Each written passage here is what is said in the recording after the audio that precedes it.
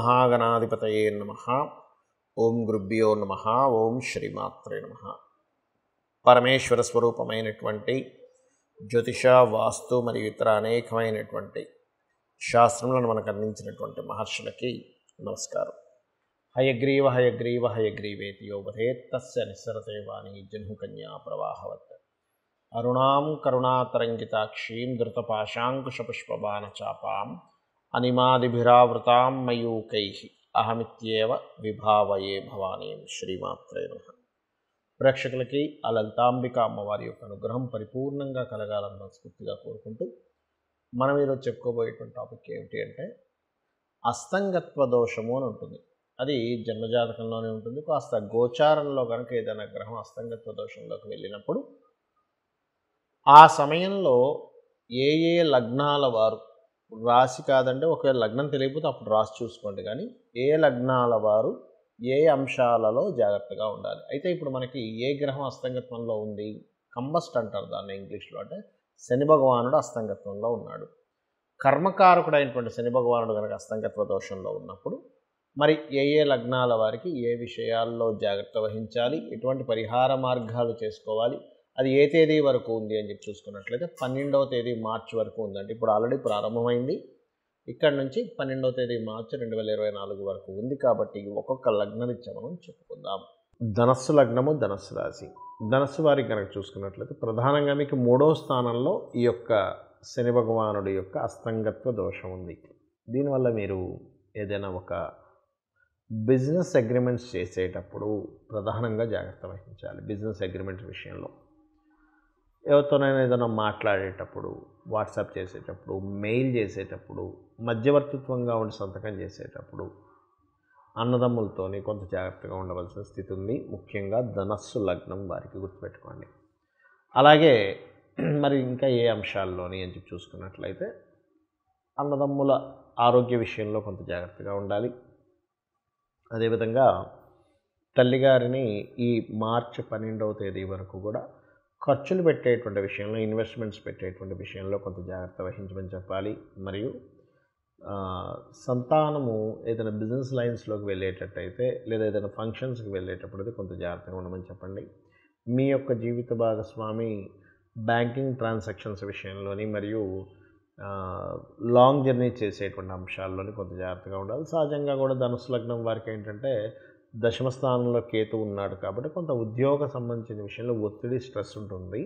కాకపోతే 3వ స్థానంలో కూడా ఈ కాంబినేషన్ ఉన్నప్పుడు మరింత ఇంటర్వ్యూస్కి వెళ్ళినప్పుడు ఇంకొంచెం జాగ్రత్తగా ఉండాలి. ఏదైనా ఇంటర్వ్యూస్కి వెళ్ళి అన్ప్రిపేర్డ్గా వెళ్ళిపోతూ ఉంటాం, ఒక్కోసారి ప్రిపేర్ అవ్వకుండా వెళ్ళి అక్కడికి వెళ్ళాక ఏం అర్థం కాదు. కాబట్టి అలా ఏమీ అర్థం కాని స్థితిలో మనం వెళ్ళి అక్కడ ఇబ్బంది పడతాము అని అనుకున్నప్పుడు అక్కడికి వెళ్ళినప్పుడు కాస్త లలితా సహస్రనామాల్లో ఓం శ్రీమాత శ్రీ మహారాజ్ని శ్రీమత్ సింహాసనేశ్వరియే నమః అనేటువంటి నామస్మరణ కనుక చేసుకున్నట్లయితే అన్ని విధాలా బాగుంటుంది. దీంతోపాటు కర్పూర వీటి కామోద సమాకర్ష దిగంతరాయ నమః చేసుకోండి. అయితే అతి ముఖ్యంగా ఇక్కడ మీరు సూర్య నమస్కారాలు, ఆదిత్య హృదయ పఠనము, గోశాలకు వెళ్ళి గోవులకి బెల్లము మరియు గోధుమ రవ్వ తినిపించడము, నవగ్రహాల్లో ప్రధానంగా రాహువు, కుజుడు, శని, రవి గ్రహాల దగ్గర దీపారాధన చేయండి. అన్ని విధాలు బాగుంటుంది. ఇక్కడ చాలామందికి జాతకం ఉండదు, మాదే లగ్నమో తెలియదండి, మాదే రాశి తెలియదు, మరి మేము ఎలా చూసుకోవాలి? ఈ అస్తంగత్వ దోషంలో ఎటువంటి జాగ్రత్తలు తీసుకోవాలి అంటే యూనివర్సల్గా ఇప్పుడు మీకు జాతకం లేదనుకోండి, అప్పుడు సహజ 11వ స్థానంలో ఉన్నటువంటి దీన్ని తీసుకోవాలి. అంటే ఏమిటి? మీ వృత్తి వ్యాపార సంబంధించిన విషయాల్లో జాగ్రత్త తీసుకుంటూ మీకు దగ్గరలో గోశాల ఏదైనా ఉన్నట్లయితే గోవు దగ్గరికి వెళ్ళి, అందులో ముఖ్యంగా దేశీవాలి గోవు దగ్గరికి వెళ్ళి గోధుమ రవ్వ తినిపించండి. ఇది ఒకటి చేస్తే సరిపోతుంది. అదేవిధంగా ఆదిత్య హృదయ పఠనం చేయడము, సూర్య నమస్కారం చేసుకోవడం. నాకు మొత్తం ఆదిత్య హృదయం చదవడం రాదండి, చక్కగా ఉదయం నిద్రలేచిన వెంటనే సూర్యుడు ఉదయిస్తూ ఉంటాడు, మనస్ఫూర్తిగా నమస్కరించుకుంటే కూడా ఈ శని భగవానుడు అస్తంగత్వ దోషం అనేటువంటిది పరిపూర్ణంగా పోతుంది. అదేవిధంగా శనివారాల పొరపాటును కూడా ఇంపార్టెంట్ డెసిషన్స్ కానీ, ఇంపార్టెంట్ చేయడం కానీ, ముహూర్తాలు పెట్టుకోవడం కానీ చేయకండి. ఏదైనా గ్రహం కనుక అస్తంగత్వంలో ఉన్నప్పుడు ఆ రోజులు అంటే శనివారాలు శని హోరలు ఉంటాయి. మీకు ప్లానటరీ టైమ్స్ అని ఒక యాప్ ఉంటుంది. ఆ యాప్ డౌన్లోడ్ చేసుకుంటే మీకు శని హోర ఎప్పుడు వస్తుంది ఏమిటి అనేటువంటిది తెలుస్తుంది. ఇది ఒక జాగ్రత్త తీసుకోండి. అయితే ఇక్కడ ఇది గోచారంలో జరిగేటువంటి కాంబినేషన్, దీని యొక్క ఫలితం ఇది. అయితే ఎందుకంటే 30 సంవత్సరాలకు ఒకసారి మాత్రమే వస్తుంది ఈ కాంబినేషన్ అనేటువంటిది, శని రవి కలిసినటువంటి కుంభరాశిలో. అయితే మరి ఇది ఇలా ఉండగా పర్టికులర్గా మరి దీనికి మనం ఎంతవరకు జాగ్రత్తలు తీసుకోవాలి, ఇంకేదైనా ఉంటుందా అంటే ఒకటే గుర్తుపెట్టుకోండి, మీ జన్మజాతకంలో కనుక బలమైనటువంటి ధనయోగ దశలు నడుస్తున్నా, చక్కటి గృహయోగ దశలు నడుస్తున్నా, మంచి వ్యాపార యోగ దశలు నడుస్తున్నా, నీచభంగ రాజయోగం, విపరీత రాజయోగానికి సంబంధించిన దశలు నడుస్తున్నా, మీరేం కంగారు పడాల్సిన పని లేదు. ఎందుకంటే మన జన్మజాతకం చాలా ముఖ్యమైనటువంటి అంశం. మనం జన్మించినప్పుడు ఉన్నటువంటి సమయాన్ని, తేదీని, నెలని, సంవత్సరాన్ని, ప్రాంతాన్ని తీసుకొని మనం జన్మించినప్పుడు ఉన్నటువంటి గ్రహస్థితి ఎలా ఉంది అనేటువంటిది తీసుకుంటాం. అంటే గ్రహాలు కనుక జన్మించినప్పుడున్న సమయాన్ని బట్టి మనం పూర్వజన్మలో చేసుకున్నటువంటి కర్మ ఆధారంగా ఈ యొక్క గ్రహాలు అక్కడికి వచ్చి స్థితి పొందుతాయి. అంటే ఆ సమయంలో జన్మించేలాగా శ్రీకృష్ణ పరమాత్మ అంటే ఆ భగవంతుడు మనకు చేస్తాడు. ఆ రకంగా ఒక మంచి కాంబినేషన్లో పుట్టామనుకోండి, గోచారంలో ఎన్ని మార్పులు వచ్చినా లేకపోతే ఎన్ని ఇదవుతున్నా పెద్ద ఎఫెక్ట్ అనేటువంటిది ఏదో కించిత్ ఎఫెక్ట్ మాత్రమే ఉంటుంది.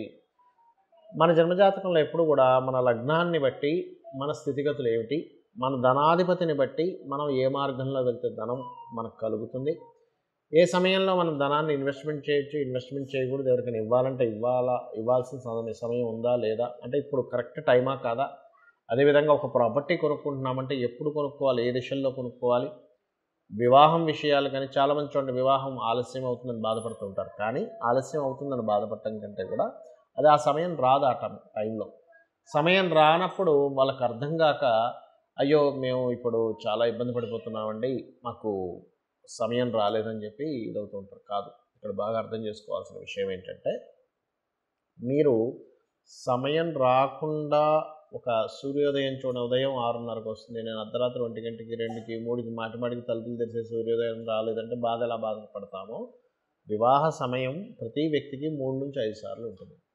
ఆ సమయంలో అవుతుంది, చేయకూడని సమయాలు ఉంటాయి, అది మీ పర్సనల్ చార్ట్లో ఉంటుంది. అలాగే వివాహమే కాకుండా విదేశాలకు వెళ్ళేటువంటి యోగం కావచ్చు, వ్యాపారాల్లో రాణించేటువంటి సమయం కావచ్చు, ఏ వ్యాపారం యోగిస్తుంది అనేటువంటి విషయాలు కావచ్చు, లైఫ్లో టర్నింగ్ పాయింట్స్ కావచ్చు, ఏ నెలల్లో ఎటువంటి జాగ్రత్తలు తీసుకోవాలనేటువంటి విషయాలు కావచ్చు, అన్నీ కూడా మీ యొక్క జన్మజాతకంలో ఉంటుంది, గుర్తుపెట్టుకోండి. ఇక ఇవన్నీ ఒక ఎత్తు అయితే, ఇక్కడ మనకి జాతకం లేదు, ఏమీ లేదు, కానీ జాతకం భయంకరంగా ఉందని తెలిసింది పోని, ఒకటే గుర్తుపెట్టుకోండి, అమ్మవారి యొక్క ఆరాధన కనుక మీరు చేయగలిగితే ఎటువంటి దోషములు ఉన్నా మీ జన్మజాతకంలో ఖచ్చితంగా అవన్నీ కూడా పక్కకు పోయి అమ్మవారు రక్షిస్తుంది, గుర్తుపెట్టుకోండి. ఇవన్నీ ఏం పెట్టుకోకండి మైండ్లో.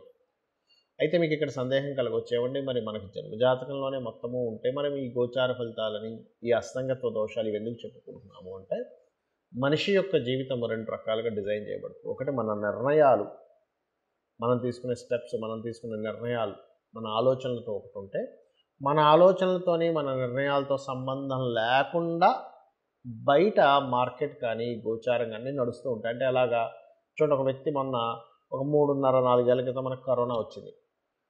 అసలు ఎవరు ఊహించలేదు, ఏదో పెట్టాడు అట్లాగా, ఒక షాప్ ఏదో పెట్టుకున్నాడు, సడన్గా కరోనా వచ్చింది, మూసేయాల్సి వచ్చింది. ఎంత ప్లానింగ్ చేసుకున్నా ఏం చేసుకున్నా కూడా బయట ఉండే వాతావరణం మారిపోయింది.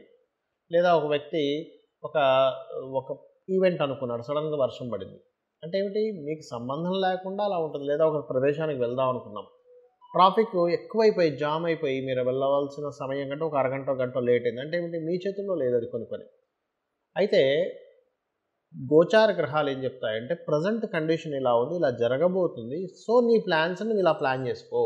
గోచారంలో ఇక ధనం మీదకి ఈ గ్రహం వచ్చింది, గోచారంలో గృహం మీదకి ఈ గ్రహం వచ్చింది, గోచారంలో వివాహ సమయం సంబంధమైనటువంటి వాటికి ఈ గ్రహం వచ్చింది, కాబట్టి నువ్వు ఈ పరిహార మార్గం చేసుకో అనేటువంటిదే గోచార ఫలితాలు.